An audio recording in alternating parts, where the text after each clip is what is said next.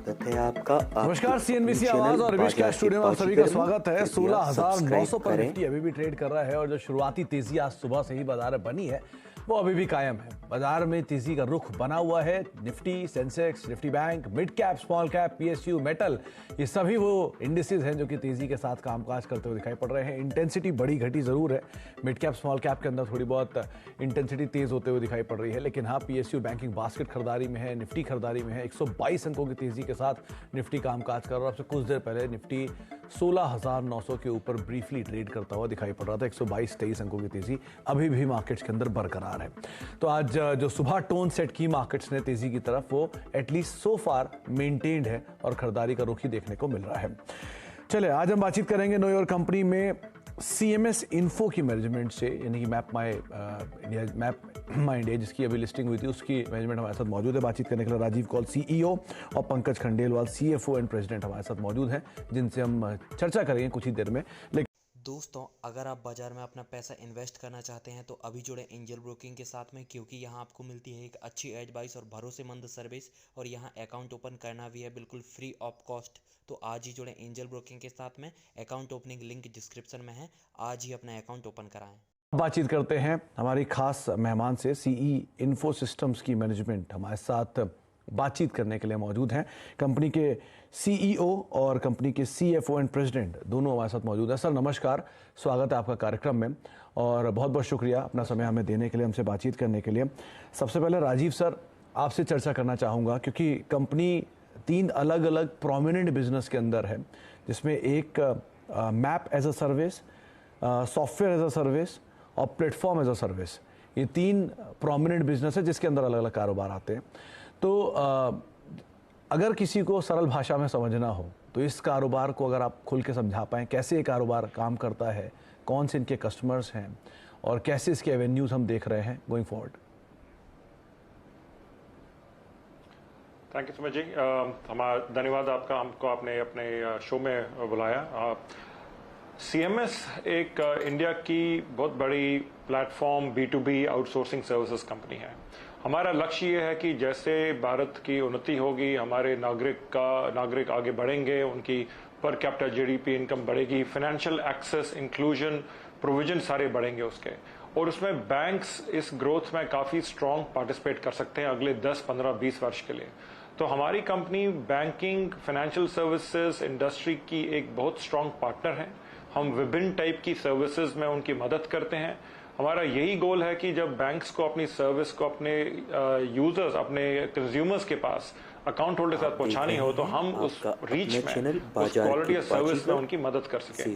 तो वो हमारा मतलब ब्रॉड एक गोल है कि एक जैसे आपने पिछले 20 सालों में देखा कि आईटी सर्विसेज कंपनीज इतनी बड़ी बन गई हैं, पूरे विदेश में इतना काम करती हैं, हम उसी तरह से इंडिया जैसे बढ़ेगा, इसमें आउटसोर्सिंग की काफी ज्यादा काम बढ़ेगा और उसमें हम एक बड़ी कंपनी बनना चाहते हैं। तो हमारा ज्यादा से ज्यादा काम तो बैंक्स के साथ होता है। और हमारी 3 सर्विसेज हैं। हमारा काम शुरू हुआ था आईटी, हमारा पहले काम हुआ था आईटी मेंटेनेंस से, वहां से फिर हम कैश मैनेजमेंट के एरिया में नंबर 1 कंपनी बने। उसको आगे बढ़ाने के लिए हमने एटीएम में manage services, hardware, software manage services की बिजनेसेस शुरू की, और अभी पिछले साल में हमने बैंक्स को अपने इंफ्रास्ट्रक्चर को मॉनिटर रिमोटली करने के लिए एक रिमोट मॉनिटरिंग बिजनेस खड़ी की, जो कि बिल्कुल ही एक टेक सोल्यूशन SaaS प्लेटफॉर्म है। ओके सर, प्रेजेंटली क्योंकि जिस तरह से ट्रांजैक्शंस बढ़ रहे हैं और जिस तरह से एक्सपेंशन हो रहा है पूरे स्पेस पे, सिनेरियो में, तो राजीव जी कैसे हम मान के चलें कि आने वाले समय में, आने वाले सिनेरियो में ये कारोबार एक्सपैंड करेगा, स्पेशली उन सिटीज़ में, Tier 2, Tier 3 सिटीज़ में, जहां पर अब तक इसकी पैठ मजबूत नहीं हुई है?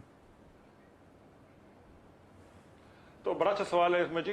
हमने 2010 से अपना नेटवर्क एक्सपैंड करने में काफी एक्सपेंशन एफर्ट्स हमारे रहे हैं। आज के दिन पे हमारा नेटवर्क पूरे हर एक राज्य में है इंडिया के। हमारे पास 2038 ब्रांचेस हैं, 15,000 पिन कोड में हमारा काम होता है। 1.25 लाख से 1.5 लाख पॉइंट्स पे हर दिन हमारा नेटवर्क, हमारे इंजीनियर्स, हमारी फ्लीट का काम होता है बैंक्स के लिए।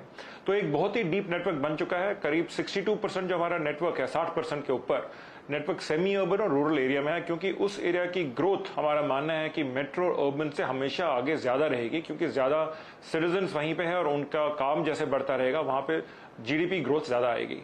तो हमने एक नेटवर्क बना दिया, हर साल इसकी एक्सपेंशन करते हैं और बैंक्स को इसमें काफी मदद मिलती है, क्योंकि जब उनको लास्ट माइल पे कनेक्टिविटी चाहिए, रीच चाहिए, एक्सेस चाहिए, चाहे वो एटीएम से हो या कैश की अवेलेबिलिटी का हो या रिमोट मॉनिटरिंग से उनकी ब्रांच का मॉनिटर करने की उनको मदद चाहिए, तो एक सीएमएस एक यूनिक कंपनी बन जाती है जो कि इन सभी क्षेत्रों में एक ऑलरेडी एस्टैब्लिश लीडर है या लीडर बन रही है। अच्छा, तो going forward sir, Pankaj ji सवाल आपसे होगा, क्योंकि जिस तरह के फाइनेंशियल हमने कंपनी के देखे हैं over a period of time, और इस ड्यूरेशन में एक बहुत बड़े बड़े जो इवेंट्स, उसमें एक नोटबंदी बड़ा इवेंट था जो पिछले कुछ समय पहले हुआ था और वहाँ से गेम चेंजर हुआ इस पूरी मार्केट्स के अंदर, स्पेशली कैश मैनेजमेंट सिस्टम के अंदर।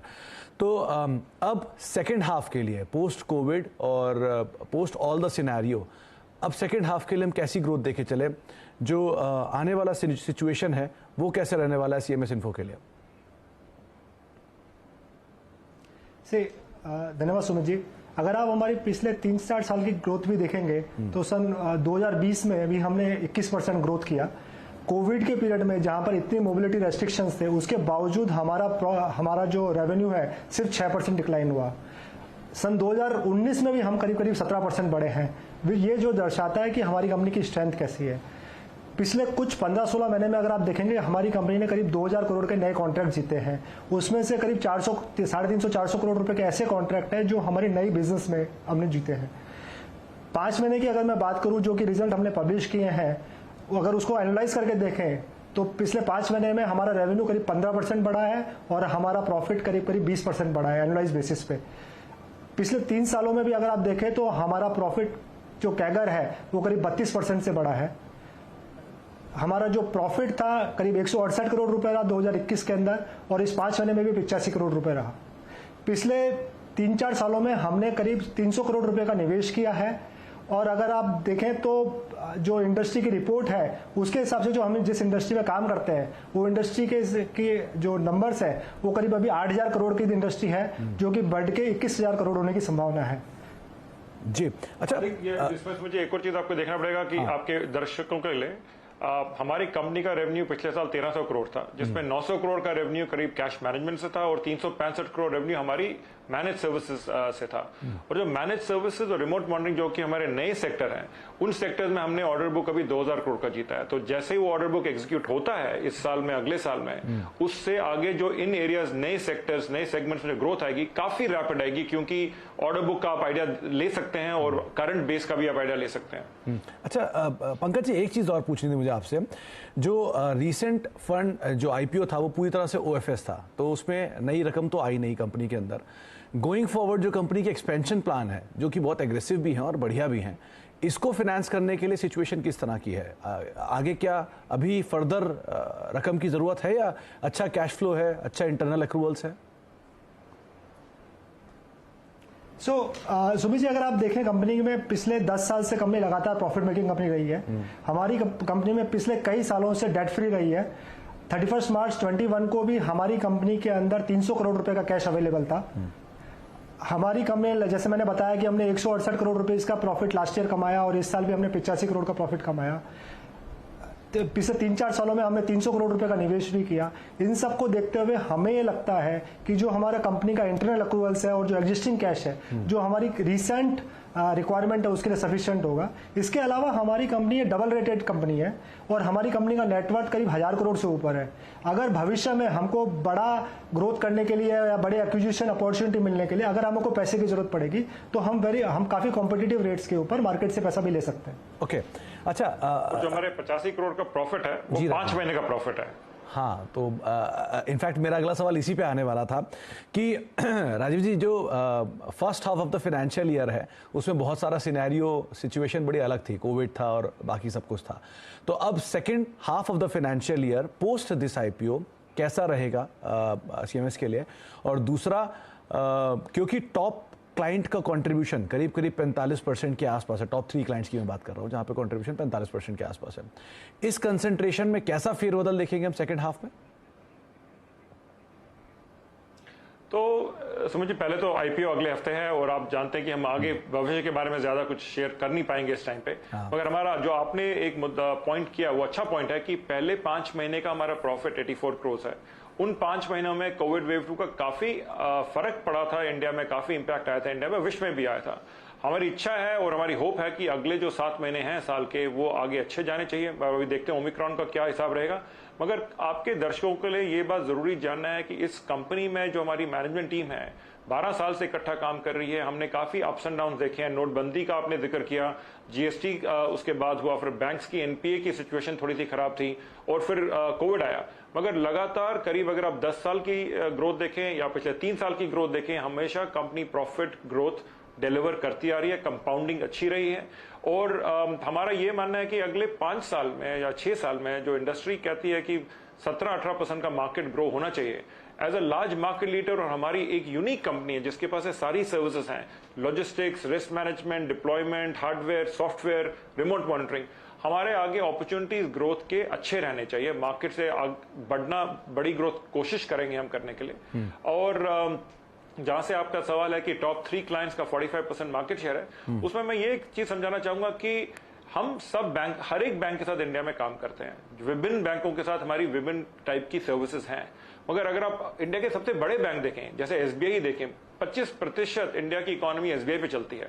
और अगर हम सीएमएस के रेवेन्यू में उनका योगदान देखें तो एसबीआई से हमारा रेवेन्यू 18 से 20% रहता है साल का। मगर वो 18 से 20% काफी अलग अलग कॉन्ट्रैक्ट है, उसमें 7-8 अलग अलग सर्विसेज, अलग कॉन्ट्रैक्ट हैं। तो जो क्लाइंट कॉन्सेंट्रेशन तो आप नाम से बोल सकते हैं कि एक बैंक के पास इतना काम है, मगर वो बैंक देश के लिए इतना बड़ा काम करता है। और बैंक्स की क्वालिटी आप जानते हैं, सबकी बैंक्स की कितनी अच्छी क्वालिटी है। हमारे टॉप 10 क्लाइंट जो है बैंक्स में, उनका कंट्रीब्यूशन, और मैनेज सर्विस प्रोवाइडर जो हमारे क्लाइंट्स हैं, उनका कंट्रीब्यूशन करीब 75% है हमारा। तो काफी स्प्रेड आउट है, क्योंकि इंडिया की इकोनॉमी में बड़े बड़े बैंकों का काफी योगदान है और उनके साथ काम करना अच्छा है हमारे लिए, क्योंकि वहां पे बड़े बड़े कॉन्ट्रैक्ट मिलते हैं। बैंक्स की बैलेंस शीट बड़ी स्ट्रांग है और उनके पास आप अच्छी नई सर्विसेज भी कर सकते हैं।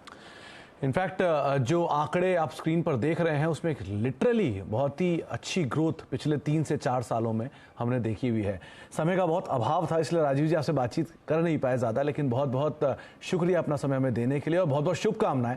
उम्मीद करते हैं एक बढ़िया सब्सक्रिप्शन के नंबर्स और एक शानदार लिस्टिंग हम आने वाले समय में देखें और जो एक्सपेंशन प्लान आप बता रहे हैं वो दिन दूनी रात चौगनी तरक्की करते हुए दिखाई पड़े। और बहुत बहुत शुक्रिया पंकज जी आपका भी हमारे साथ मौजूद रहने के लिए और सभी नंबर्स पर बातचीत करने के लिए। 23 तारीख तक के लिए आईपीओ खुला है। 205 से 216 रुपए जो आईपीओ का प्राइस बैंड है और 1100 करोड़ रुपए यहाँ पर इशू साइज है इस आईपीओ का। तो ये आपके सामने सीएमएस इन्फो की मैनेजमेंट हमारे साथ बातचीत करते हुए।